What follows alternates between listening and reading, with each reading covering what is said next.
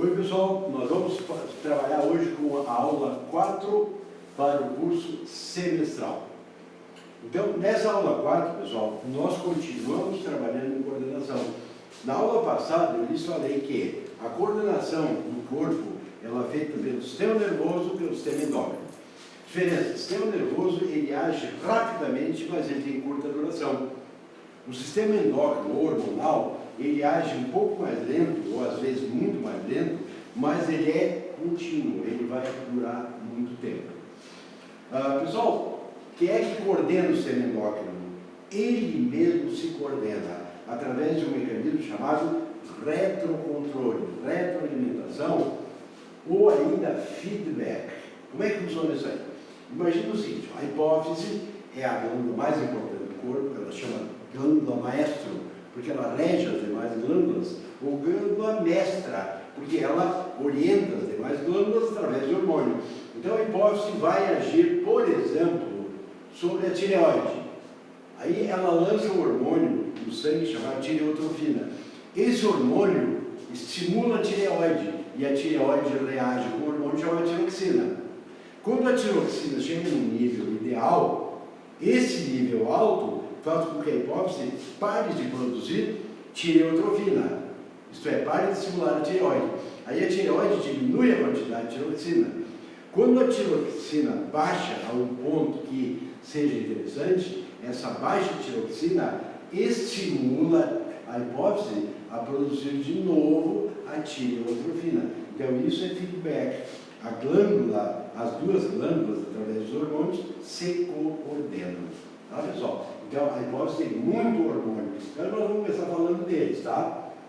A hipófise, ela, na verdade, ela é dividida em três partes. A adenohipófise, hipófise anterior, é a mesma coisa.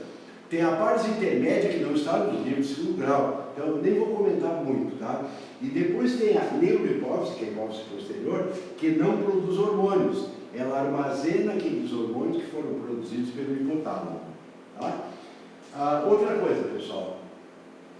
A glândula ela pode produzir menos hormônio do que precisaria. A gente diz que ela gerou uma hipofunção. E às vezes ela pode produzir hormônio a mais. E aí a gente diz que é uma hiperfunção.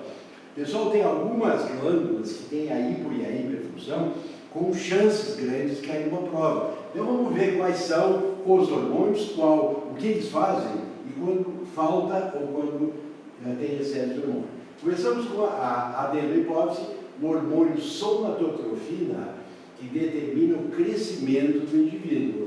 Tá? Então, para o indivíduo crescer, ele depende de uma série de fatores. Entre eles, muito importante, o bom funcionamento da hipófise através do hormônio somatotrofina. Por quê? Se a pessoa não tiver esse hormônio, tiver em quantidade pequena, ela não cresce. Aí ela vai ter uma doença chamada nanismo. Pessoal, vai ser um anão.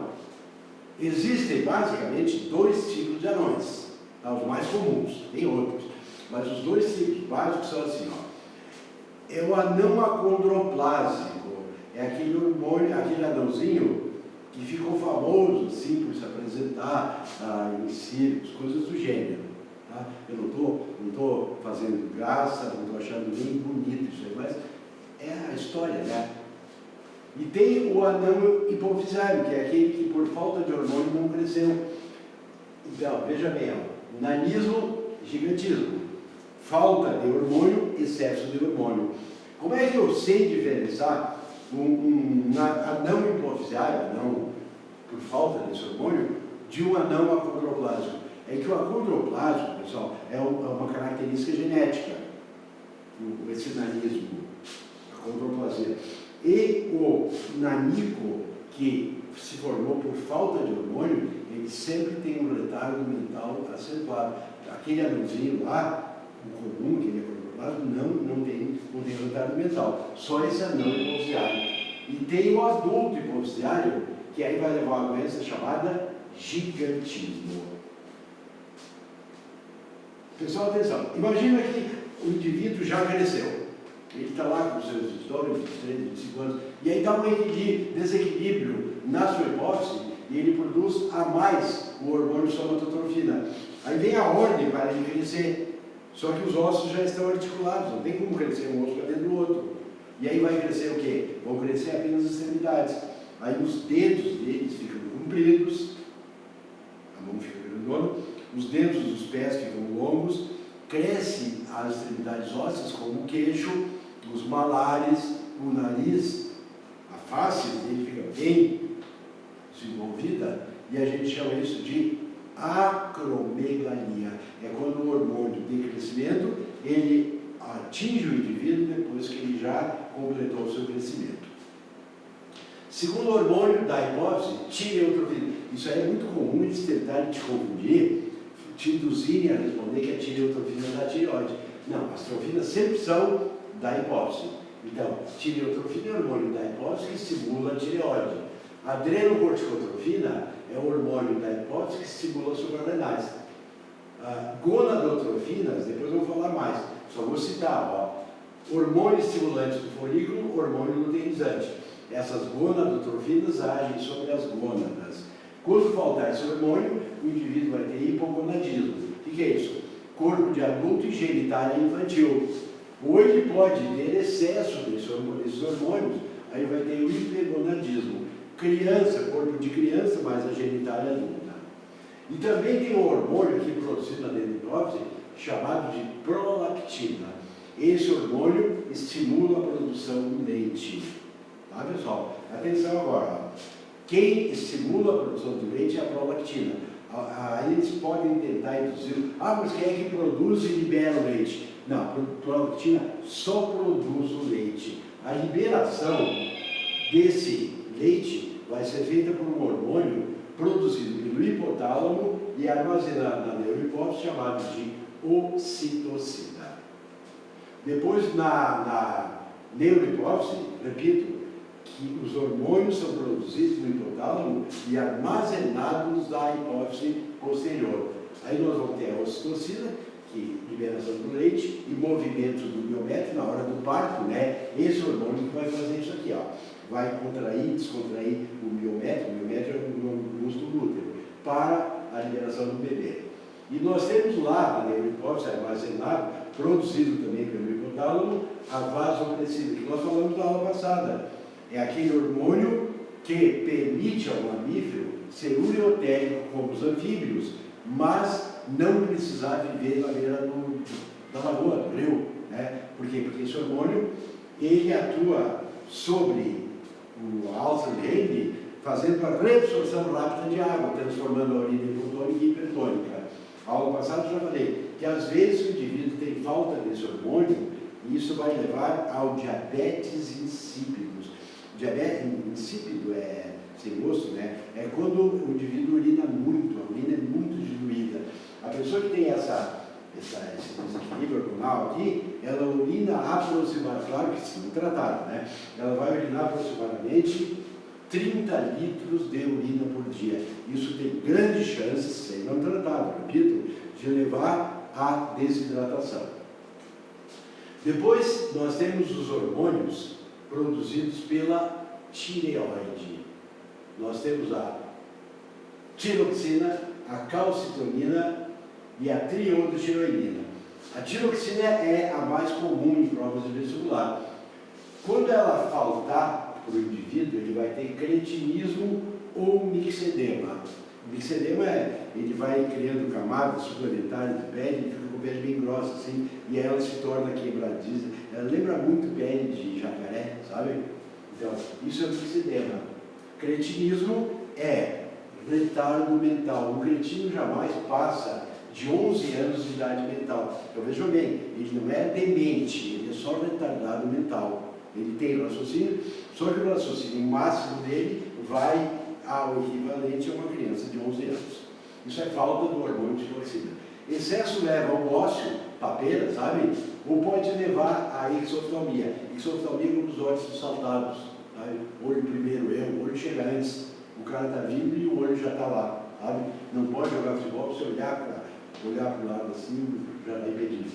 Bom, aí vem as paratireoides, o hormônio é paratormônio. Regula a taxa de cálcio. Esse dificilmente vai aparecer numa prova.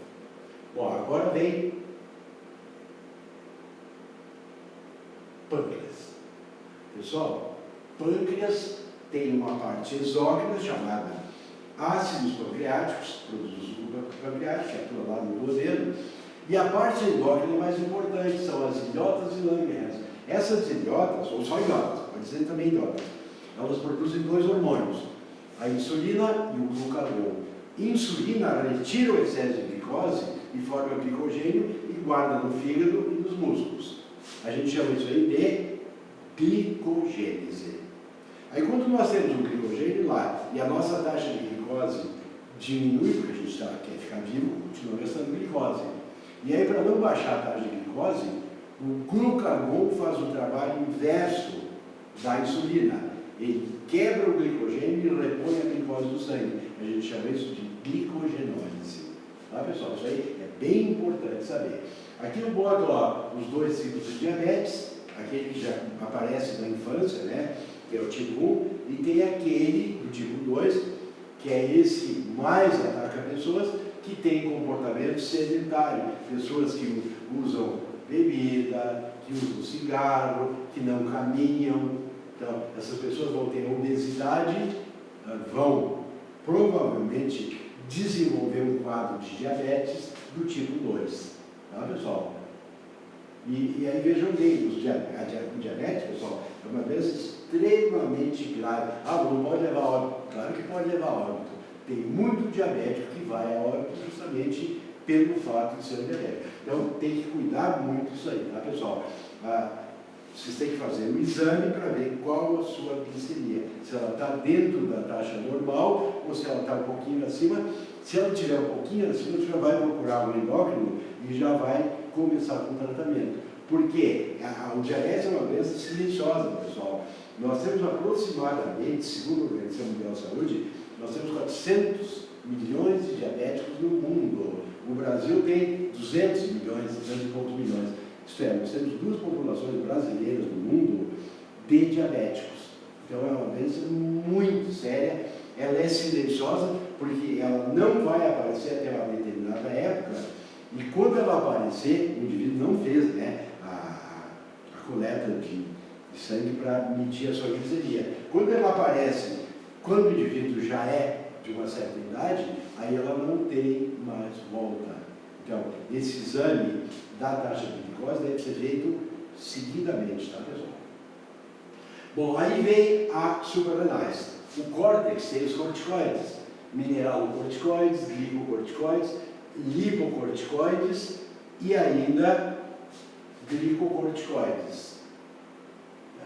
Aqui não tem grandes problemas de hiperfunção. Na medula, é que o indivíduo tem a adrenalina e a noradrenalina. Esses dois hormônios preparam o organismo para uma situação de emergência, certo? Então, a hipofunção leva a bradicardia, o cara é mais lentinho, né? E a hiperfunção leva a taquicardia. O indivíduo já está assustado, não precisa fazer nada para assustá-lo. Bom, depois nós temos tecidos, testosterona, caracteres sexuais secundários, de produção de gametas, e na mulher nós temos o estrogênio, que faz o contrário da testosterona, então caracteres sexuais secundários, e nós temos a progesterona, que é para a manutenção do nível do endométrio. Vejam bem, esses dois hormônios produzidos no testículo e no ovário dependem para funcionar sempre desses aqui, FSH e LH produzidos pela hipófise. Depois eu vou explicar melhor essa relação hipófise e órgãos sexuais. Abandonando os hormônios, vamos à percepção. Eu já começo trabalhando aqui, não vou entrar no mérito desses bichinhos pequenininhos aí, tentáculos, pálpos. Estatocisto, sim, esse eu vou explicar bem. Por quê? O estatocisto, ele ocorre em peixes e anfíbios aquáticos. O estatocisto, pessoal, ele é uma câmara que existe dentro do corpo do indivíduo, e essa câmara é cheia de cílios. Esses cílios estão ligados a neurônios. Aí esse estatocisto, quando um crustáceo, por exemplo, é jovem, esse estatocisto é aberto. E aí penetram grãos de areia. E esses grãos de areia, obedecendo à gravidade, eles impressionam esses cílios. E aí o crustáceo, por exemplo, o siri, ele aprende que ele está na sua posição ideal quando esses cílios são intocados. Vamos imaginar que a maré movimentou esse crustáceo e movimentou, claro, que o seu estatocisto. Aí aconteceu o quê? Aqueles grãos de areia vieram para cá, ó. E aí o crustáceo percebe que não está na sua posição ideal. Aí ele vai se mexer até que esses cílios sejam tocados. Aí ele vai saber que ele está equilibrado. Tá, pessoal? Eu estatocisto nos crustáceos. Agora vamos falar dos peixes. O peixe tem uma reentrância ao longo do corpo, umas não, tem uma série de reentrâncias ao longo do corpo, chamadas neuromastos. O conjunto de neuromastos é chamado de linha lateral. Repito, essa linha lateral ocorre nos peixes e nos anfíbios aquáticos. Essa linha lateral é para perceber vibrações de água. Então, quando qualquer inimigo se aproximar do peixe, ele vai usar a linha lateral para perceber que ele está em perigo, né? Tanto o peixe quanto o anfíbio. Essa linha lateral também é para perceber vibrações de água. Qualquer vibração que ocorrer, o peixe sabe que ali tem uma possível presa ou um possível predador. Tá? Então, para o peixe, o melhor órgão de percepção é a linha lateral. Para o anfíbio jovem também. Quando o anfíbio é adulto, pessoal, ele já passa a apresentar pálpebras e glândulas lacrimais. Significa que o sapo pisca? Exatamente. A partir do sapo, todo mundo pisca. Menos as cobras. Porque a cobra tem a córnea cristalizada. Então, a cobra usa mais para a sua percepção a fosseta loreal. Olha essa simpatia aqui. Você está vendo a cobrinha, tá? Os olhinhos, aqui a cavidade auditiva, aqui a boquinha dela com a linguinha e aqui a fosseta loreal. A fosseta loreal, pessoal, é um termorreceptor. Uma cobra consegue captar uma variação de 1 grau a uma distância de 1 metro, coisa que nós estamos muito longe de fazer. Outra coisa, pessoal, é interessante vocês saberem que um dos órgãos de percepção da cobra é a linguinha. Já viram uma cobrinha com a linguinha? Vai e volta, vai e volta. Por que eu estou fazendo isso? Porque o seu olfato ele está no céu da boca. E aí essa linguinha ela vai para fora captando substâncias voláteis, gases. E aí quando ela volta para dentro da boca, ela traz os substâncias voláteis para o palato aqui, ó, para o céu da boca, e ali ela tem os seus receptores olfativos. Tá, pessoal? Por isso que a língua é muito importante e a fosseta loreal também, porque a cobra não enxerga muito, já que a sua córnea foi cristalizada. Então ela tem aquele aspecto duro no olhar. Ah, mas a cobra está mal intencionada. Não, a cobra não tem nada de má intenção. Ah, mas a cobra pica o homem. A cobra pica o homem quando o homem ameaçar a sua sobrevivência. Ela não pica ela pica quando ela sentir que há risco da sua condição de vida. Bom, as aves têm a audição, já tem o ouvido interno com columela, mas o ouvido externo, só que não tem orelha. A orelha, pessoal, ela vai aparecer apenas nos mamíferos. Uma outra coisa, ó, quando nós queremos ver uma coisa, eu vou falar de novo isso aqui, tá? Nós temos uma lente aqui, ó, chamada cristalino. Esse cristalino vai regular a imagem vai chegar aqui, ó, tá? Aqui tem a abertura da nossa íris. Isso aqui é chamado pupila. Isso aqui, por aqui, pela pupila, entra a imagem. Aí o cristalino adequa essa imagem para ela chegar de uma forma nítida à nossa retina. Só tem uma coisa, pessoal, isso aí de cristalino móvel, que aumenta ou diminui a sua curvatura, aparece nos répteis, nas aves e nos mamíferos. Nos peixes e anfíbios, essa lente ela é móvel. Ela vai para frente e vem para trás, conforme a distância que está aquilo que o peixe ou que o anfíbio está olhando. E aí significa o quê? Que é muito lento o processo de um peixe adaptar a qualquer coisa que se mexa. Então, o peixe usa o quê? Usa sua linha lateral para detectar possíveis predadores ou possíveis presas. Bom, agora nós vamos falar da percepção do homem. Nós temos na pele os proprioceptores, que estão nos nossos tendões, nas nossas articulações, e determinam o nosso estado de repouso ou movimento.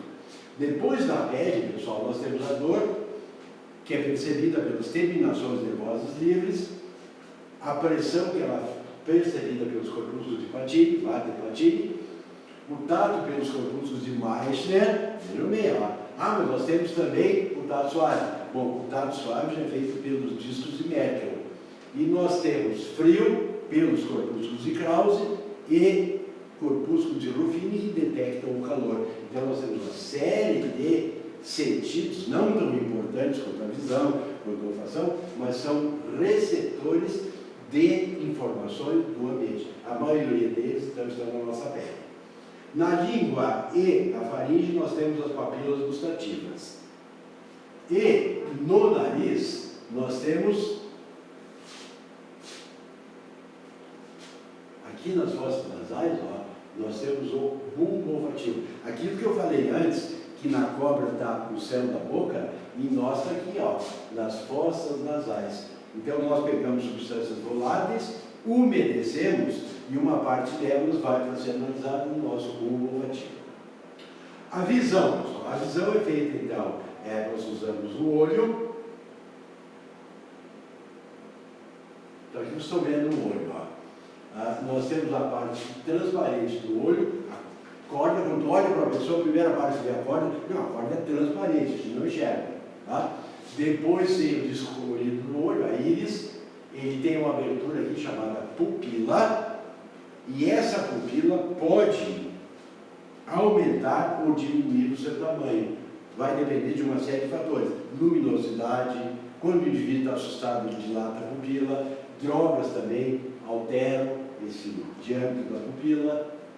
E tudo isso aí é para quê? Para que a luz penetre, para que a imagem penetre aqui e tenha, quando ela chegar na retina do indivíduo, ela esteja nítida. Nós temos na retina, nós temos os cones e os bastonetes. Os cones são para a visão a cores, é bem fácil de gravar. Cones, cores. Nós temos cones para violeta, para vermelho e para verde. E aí, nas diferentes combinações dessas cores, nós temos todo o espectro visível. E nós temos o bastonete. O bastonete serve para a visão de preto e branco e a visão de contraste. A visão dos cones a gente chama de fotóptica, que dá para perceber as cores. E o bastonete trabalha mais à noite. E aí, então, ele tem a visão escotóptica.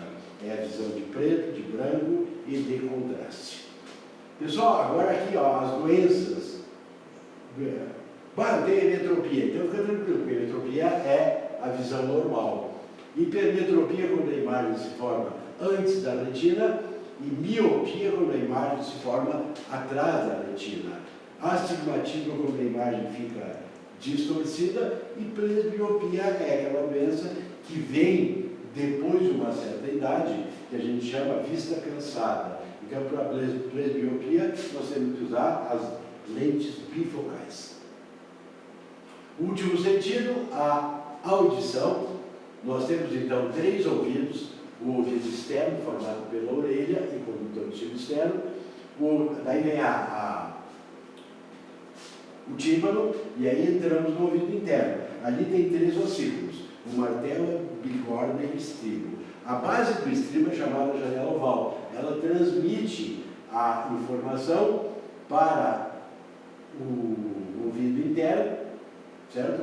E lá nós temos a cóclea, o caracol, e os canais semicirculares, que servem, além da audição, para o equilíbrio. Agora eu botei uma observação aqui, pessoal, 2 observações. Aqui estão os canais semicirculares.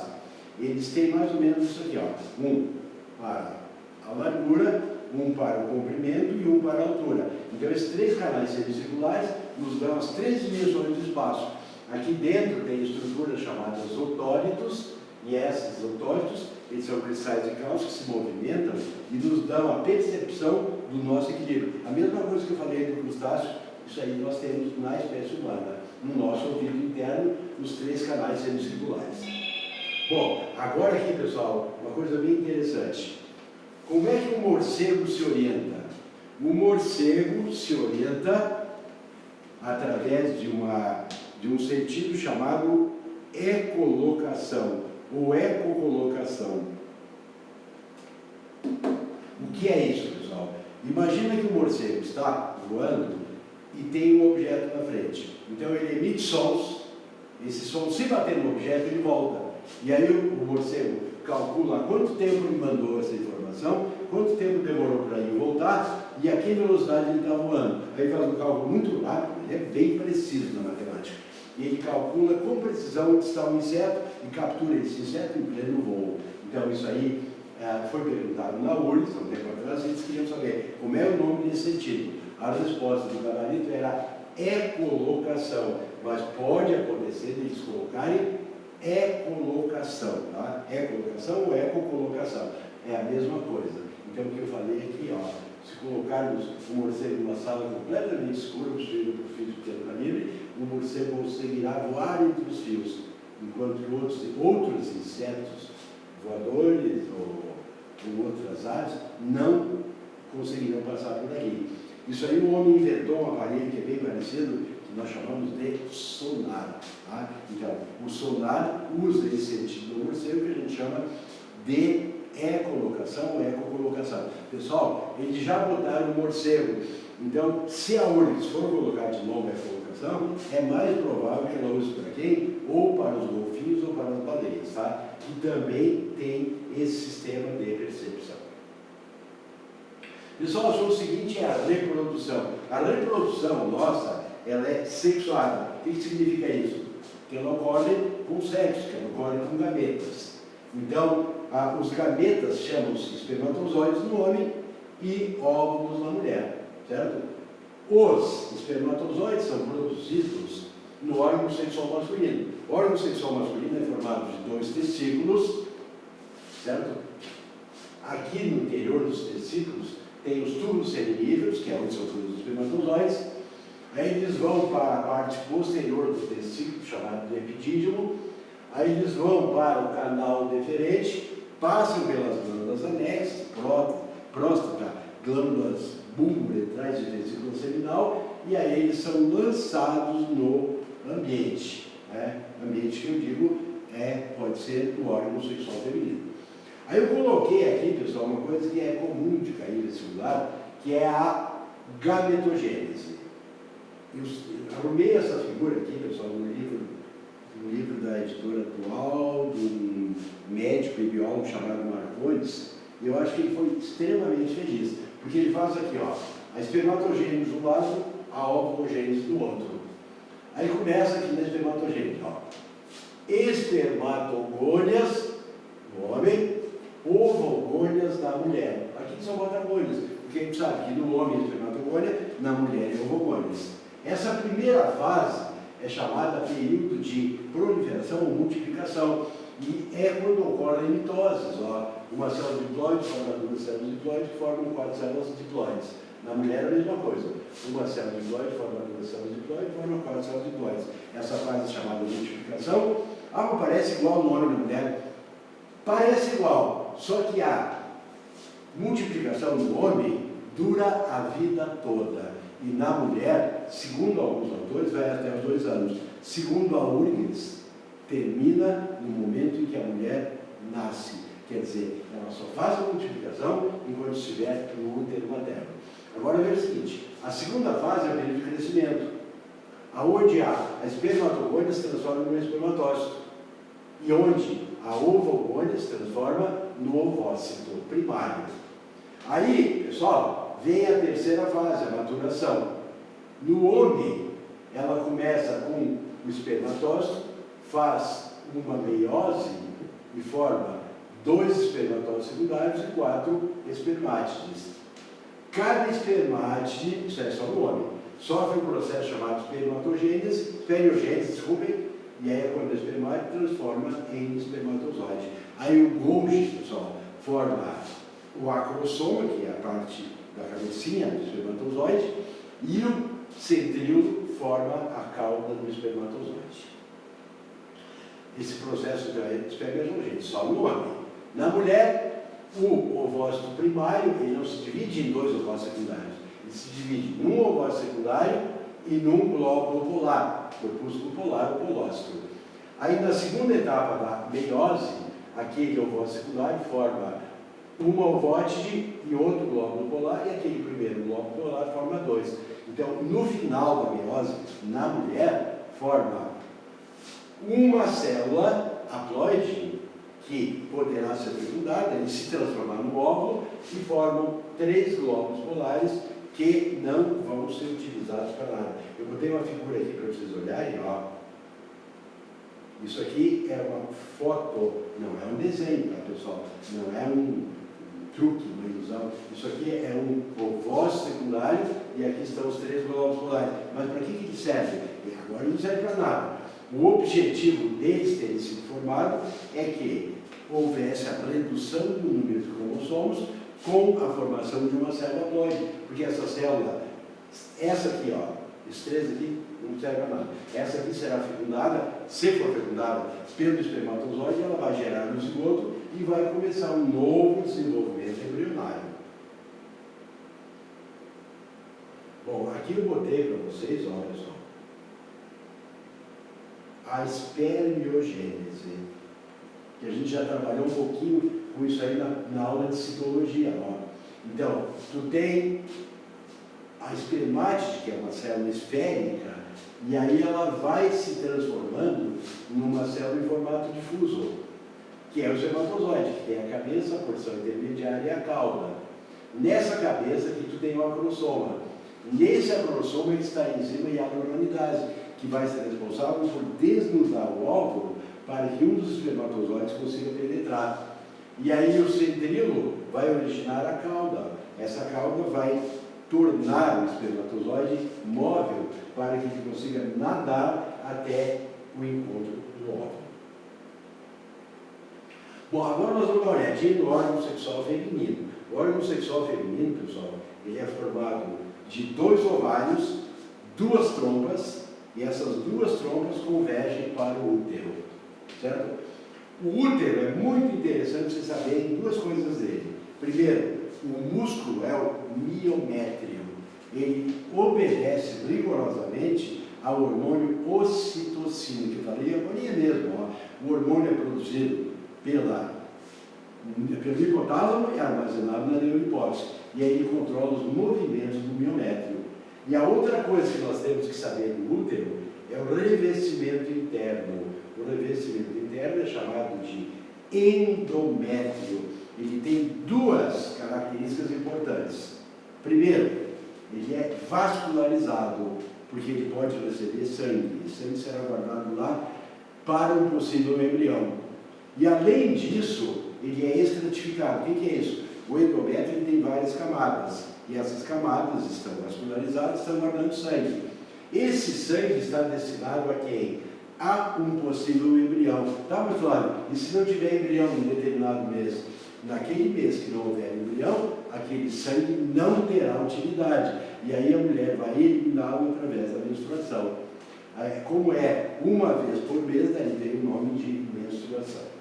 É aquele sangue que foi guardado no endométrio que não tem utilidade nenhuma.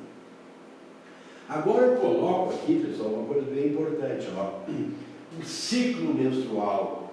Então, o ciclo menstrual está tudo anotado aqui, tá, pessoal? Depois você dê uma lida nesse esquema aqui, que é exatamente o que eu vou falar. Está tudo escrito aqui, ó. Nesse ciclo menstrual, ele começa assim: a hipófise manda um hormônio, chamado FSH, hormônio estimulante folículo. Aí dentro do útero, um grupo de células se destaca do epitélio germinativo e forma um folículo. Esse folículo é chamado de folículo de Graf, ou folículo ovariano. Aí o folículo tem várias fases. A primeira fase é folículo primário, primordial. Ele continua recebendo FSH e passa a ser um folículo em crescimento. Continua recebendo FSH e se transforma num folículo maduro. Aí o FSH faz com que esse folículo libere o ovócito, a gente chama de ovulação, e isso ocorre mais ou menos no 14º dia. A palavra ovulação não é certa, porque na verdade a mulher não ovula. A mulher, quando vai ficar fértil, ela ovocita. E ela é a única espécie, ela é muito especial a mulher, porque ela é a única espécie do planeta que não ovula. Todos os outros, imagina assim, ó, uma vaca ovula, uma gata ovula, uma pantera, um tigre, todo mundo ovula. A mulher não, a mulher ovocita, porque a mulher libera um ovócito secundário, mais ou menos no 14º dia. Quando ela ovula ou ovocita, porque a ovulação a gente chama de, a ovocitação a gente chama de ovulação, é permitido isso aí, é aceito pela biologia. Quando a mulher ovocita ou ovula, o corpo que estava dentro do folículo libera um corpo chamado corpo amarelo, corpo lúteo, certo? E aí esse corpo lúteo libera a progesterona. A progesterona ela vai atuar sobre o endométrio e vai manter o nível do endométrio para que ele não perca sangue, porque há a possibilidade do ovócito que essa mulher liberou ter sido fecundado. Aí ela vai precisar daquele sangue que está no endométrio. Então quem cuida disso aí é o folículo, o corpo lúteo ou o corpo amarelo. Vamos supor que o óvulo que a mulher liberou, o ovócito que ela liberou, foi fecundado. Aí o que acontece com o corpo lúteo? Aí o corpo lúteo vai se manter até aproximadamente o 7º mês de gravidez, quando a mulher não vai precisar de estrogênio e progesterona, porque a partir daí ela já tem a placenta e a placenta também funciona como órgão endócrino. Tá, pessoal? Então esse corpo lúteo, se a mulher tiver o seu ovócito fecundado, ele vai se manter. Caso não seja fecundado o óvulo, o corpo lúteo que está lá dentro do ovário da mulher, ele se transforma em corpo albino, corpos albícanos. E o corpo albino, ele não tem capacidade de produzir progesterona. O que acontece? Acontece que a taxa de progesterona baixa.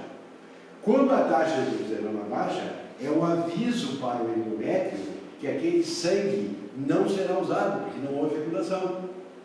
E aí essa baixa de progesterona também é um aviso para a hipófise que o óvulo do mês passado não foi fecundado. Aí a hipófise vai responder formando FSH para formar um novo ovócito daqui a um mês. Então, esse equilíbrio hipófise e ovários é que vai determinar todo o ciclo menstrual. Tá, pessoal? Então, começa com FSH agindo sobre o ovário responde à hipófise com estrogênio. Com o estrogênio, a hipófise manda o LH, o hormônio luteinizante, que atua sobre o corpo lúteo, o corpo amarelo. Aí o corpo amarelo produz progesterona, que vai atuar sobre a hipófise, inibindo a produção de FSH e impedindo que essa mulher menstrue.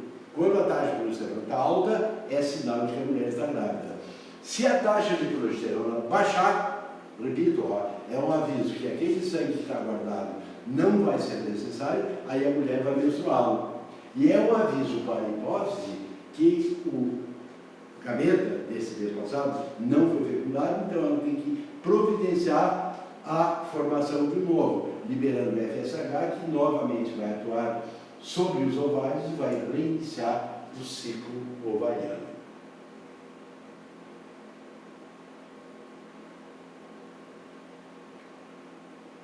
Bom, aqui eu coloco assim, pessoal. Fecundação é realizada através de fenômenos externos, fenômenos internos. Fenômenos externos, deslocamento, atração através das gamonas, aí tem o contato, e aí o espermatozoide arrebenta e libera uma enzima chamada hialuronidase. E aí essa hialuronidase vai abrindo a coroa radiada, que era a proteção de ácido hialurônico envolvendo o óvulo para proteger na viagem, e aí rompe essa coroa radiada e o espermatozoide penetra. Quando ele penetra, ele faz um giro de aproximadamente 180 graus e perde a cauda e vai se caminhando para o centro do óvulo. Quando o pronúcleo masculino do espermatozoide encontrar no centro do ovócito, o pronúcleo feminino, aí os dois são haploides. Aí as membranas dos dois se rompem e os cromossomos paternos vão parear-se com os cromossomas maternos. Cada cromossoma vai parear com o seu homólogo. No momento que os dois cromossomos homólogos se encontrarem, eles vão parear os seus genes alelos. Então, gene alelo é aquele que está na mesma posição, no mesmo locus, de um outro cromossomo que está pareado com aquele ali. Os cromossomos são homólogos, os genes são alelos. Esse pareamento dos cromossomos homólogos a gente chama de cariogamia ou anfilíxia. E a célula resultante será chamada célula ovo ou zigoto, que ela terá 2N cromossomos. Só que esse ovo ou zigoto, pessoal, ele não chega a se formar, porque no momento que está formando o ovo zigoto, essa célula já inicia a mitose para formar 2, 4, 8, 16 células, que é um processo de embriologia. Essa embriologia nós vamos estudar na parte 2 desse livro, isto é, daqui a uma semana. Até que a gente chegue nessa parte, eu botei um capítulo à parte aqui chamado Tipos Particulares da Reprodução, que algumas universidades gostam muito. Então, o primeiro tipo particular de reprodução é partenogênese. Partenos quer dizer virgem, gênese, geração. Geração a partir de óvulos virgens, isto é, óvulos não fecundados. O exemplo mais usado, pessoal, é esse aqui, ó. Estão vendo aqui, ó, uma fêmea. A operária e a rainha, elas são iguais geneticamente. O que faz a diferença delas é a alimentação. A rainha só recebe de gene real, então ela hipertrofia a sua genitália e atrofia o seu tubo digestivo. Ela não tem capacidade de digerir alimento, tem que ganhar na boquinha e já digerir. E a operária, ela hipertrofiou o seu órgão digestivo e atrofiou a sua genitália. Por isso que ela ficou pequenininha e ela é estéril. Tá? Mas geneticamente as duas são iguais, 32 cromossomos. Quando ela faz a meiose, ela forma gametas de 16. Acontece que o zangão ele já tem só 16, então ele faz seus gametas por mitose. Uma célula N forma 2N. Aí vem o seguinte, pessoal, se o óvulo que a fêmea liberou for fecundado, vai formar uma célula de 32 cromossomos. Daí será uma fêmea. Dependendo da nutrição desse zigoto, vai ser uma rainha ou uma operária. Só que, nas abelhas, pode acontecer isso aqui, ó, que o óvulo não fecundado desenvolva por partenogênese. Daí vai formar um indivíduo haploide, que a gente chama de zangão. Então, o zangão é N cromossomos. É uma mutação, se vocês lembrarem, é uma mutação por euploidia. Variou N cromossomos e aí surge esse mutante aqui. Ele é mutante por haploidia, que é um tipo de euploidia. Isso aí está lá no livro 2, na parte de evolução. Segundo tipo particular da reprodução, metagênese, ou alternância de gerações. É quando o indivíduo tem uma fase sexuada e alterna essa fase sexuada com uma assexuada. É o caso, aqui eu estou botando os quinidários. O quinidário tem uma forma de reprodução assexuada chamada pólipo. Aí o pólipo desenvolve uma medusa. A medusa, ela reproduz sexuadamente. Com a reprodução sexuada das medusas, forma um novo pólipo. Então isso aqui é metagênese alterando gerações. Atenção agora, não é só nos quinidários. Isso aí pode ocorrer nos vegetais. Só para lembrarmos, ó. O vegetal tem uma fase chamada esporófito, que é a sua fase de reprodução assexuada. Essa fase chamada esporófito gera o gametófito, que é uma forma de reprodução sexuada. Pergunta, qual dura mais? Qual dura mais? A sexuada ou a assexuada? Depende da planta. Então, nas briófitas, a fase mais duradoura é a fase de gametófito, é a fase sexuada. Da pteridófita em diante, a fase que dura mais é a fase de esporófito, isto é, a fase assexuada, a fase em que o indivíduo é diploide, a fase em que ele é mais evoluído, mais desenvolvido. Tá? Então isso é metagênese. Repetindo, nos quinidários policoalternantes com medusa e nos vegetais, todos, desde a briófita, já tem metagênese. A diferença é que na metagênese das briófitas, o gametófito é fase duradoura. Mas eu imagino que eu estou olhando aqui um musgo. Provavelmente eu só veja um musgo assim, ó, pessoal. Só é que mais abaixo. Eu tenho aqui dois musgos. Esse aqui é o machinho, essa aqui é a fêmea. Então, eu preciso, para que esse musgo usa, eu preciso botar uma gotinha de água. Essa água de água do vale, da chuva. E aí o gameta masculino, o anterozoide, vai nadar até a homosfera. Então, nas briófitas e nas pteridófitas, para o indivíduo reproduzir, ele depende da água. Por isso que sempre estão vivendo em ambientes úmidos. Tá, pessoal?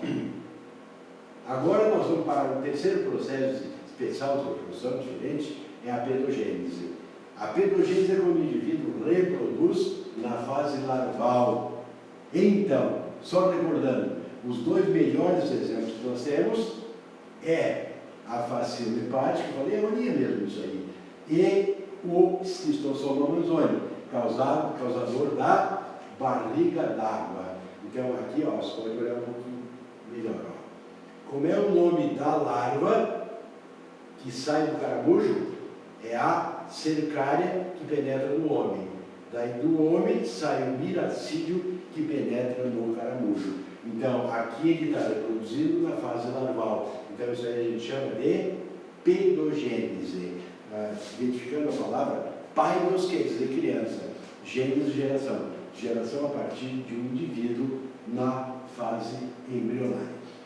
Lembra muito, pessoal, a pedogênese nesse caso aqui, ó, é a neotenia. A neotenia, eu vou te contar uma história. Antigamente, nós estudávamos dois animais, nós achávamos que eram dois animais. Um deles, pessoal, é o axolote, esse bichinho aqui, ó. E nós conhecíamos um outro bicho chamado Amblystoma tigrino, que é esse bicho aqui. São dois anfíbios. Só que aí nós tentamos, naquela época, manter um axolote em cativeiro. E ninguém conseguia. Ele não conseguia sobreviver em cativeiro. Aí um grupo de biólogos franceses conseguiu manter um axolote no cativeiro. E aí a surpresa dele, pessoal, foi que o axolote completou o seu desenvolvimento e se transformou no Amblystoma tigrino. Então, na verdade, nunca existiram duas espécies, era o mesmo bicho. Por que eles acharam que o axolote era um indivíduo adulto já? Porque ele já reproduzia. Então, olha aqui, ó, o axolote é o Amblystoma jovem, mas ele tem as células do corpo jovem, mas tem as gônadas de adulto. Então, como ele tem dois tipos no corpo, um já maturo e outro imaturo, a gente chama essa reprodução de neotenia. Aí o pessoal foi descobrir como é que esse axolote se transformava no Amblystoma tigrino. E aí se descobriu o seguinte, que é através de um hormônio, que já foi falado na aula de hoje, é o hormônio tirosina, produzido pela tireoide e controla o metabolismo, certo? Então, isso aqui é o quarto tipo, que é a neotenia. E o quinto tipo especial de reprodução é a poliembrionia. O que é poliembrionia? É quando um zigoto forma vários indivíduos. Ah, mas tem nome. Sim, nome a gente chama de gêmeos univitelinos. Duas crianças que nascem rigorosamente do mesmo zigoto. Só que é um caso raro da espécie humana. No tatu que eu estou mostrando aqui, ó, pessoal, uma fêmea desenvolveu 4 embriões. Esses embriões têm rigorosamente o mesmo código genético. Seria como gêmeos, não bivitelinos, tetrabivitelino, mas não, seria univitelino, porque eles têm todos o mesmo código genético. Só que aqui nasceriam tetragêmeos, univitelinos. Por quê? Porque todos eles vieram de um único zigoto. então a bagagem hereditária desses 4 tatus é a mesma. É como se fossem clones. Tá, pessoal? Então, com isso nós terminamos a aula de hoje e nos encontramos na semana que vem para vermos a última aula do curso. Essa última aula será, então, a próxima de embriologia.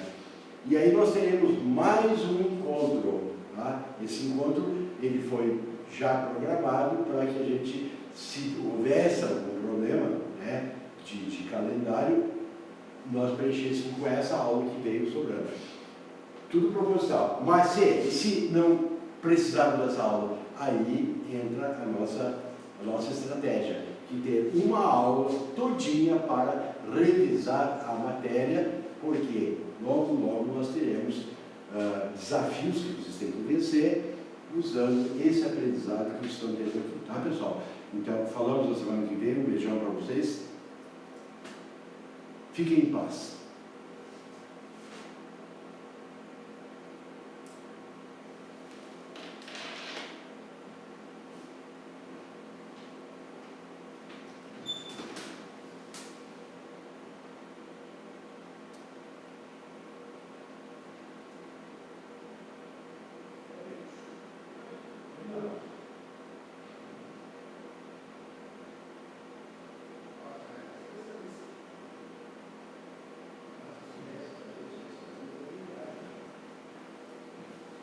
Sempre vendo aquelas. Como é que chama esse cara que grava o programa?